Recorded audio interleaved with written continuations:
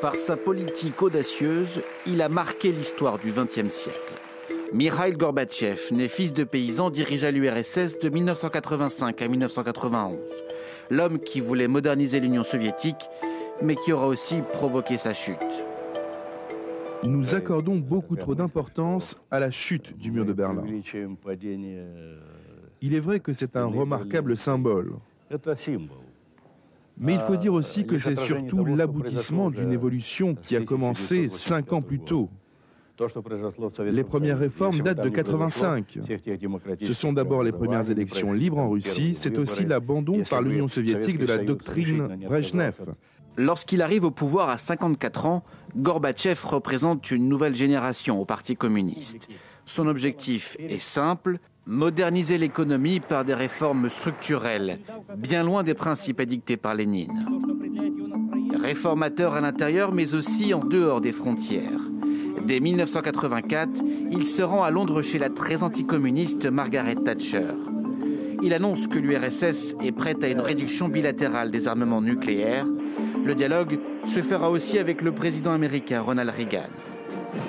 Sur le plan militaire, Mikhaïl Gorbatchev décide en 1988 de retirer les troupes soviétiques empêtrées dans le conflit en Afghanistan. Mais ces velléités de changement et d'ouverture ont des conséquences lourdes.